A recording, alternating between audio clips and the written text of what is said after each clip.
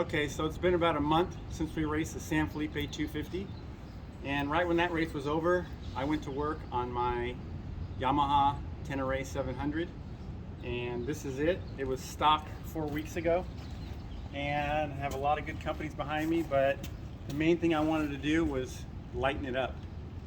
Weighed 460 pounds when I weighed it stock, and let me just kind of give you an idea of what I did before I tell you how much it weighs now.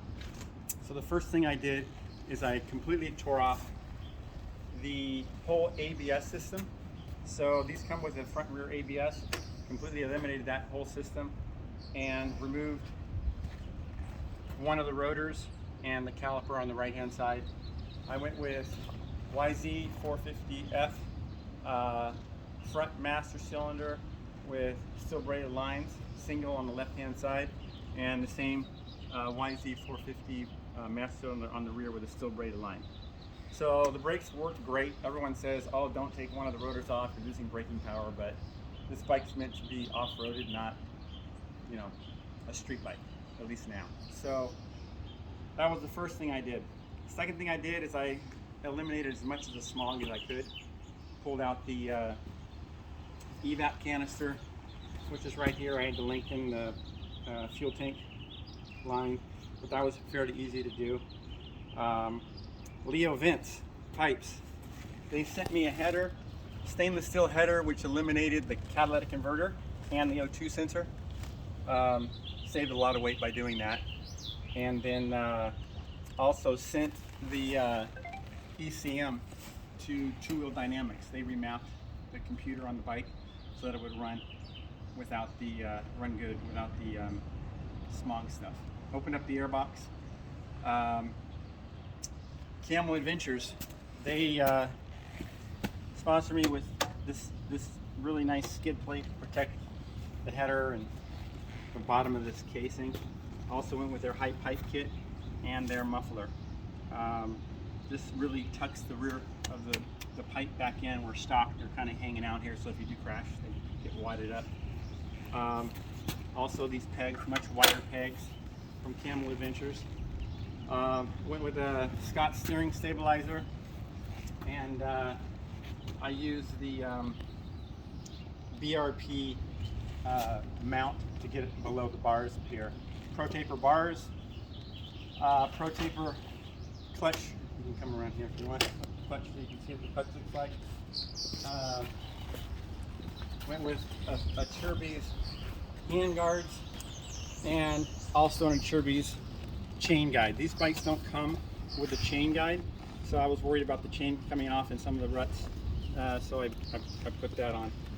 Also, Farah at Excel Wheels sponsored me with some Excel wheels and Han hubs, and then the guys at W laced them all up, and I'm running oversized nitro mousses, and Dunlop tires sponsored me with a few sets of tires because I had to have that grip since I'm going to be racing over 1,300 miles in Baja for the Norra 1000. Seat Concepts, they got a great high rally seat they helped me out with, and then it was black, obviously, with these graphics. Decor really went to town on the graphics for me last minute, and I went with the white and blue color scheme, and the guys at Thrill Seekers hooked me up with this seat. I wanted everything to match. Renthal grips, and then suspension.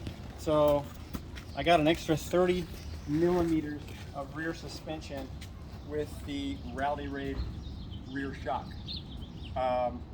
And then Suspension 101 went to work on the stock forks, and they got me an additional, I want to say 55 millimeters of more suspension in the front, revalved, resprung, and it was, I think 25 millimeters of it was internal, and the other 30 was external. So it basically went up 30 in the front millimeters and 30 in the back.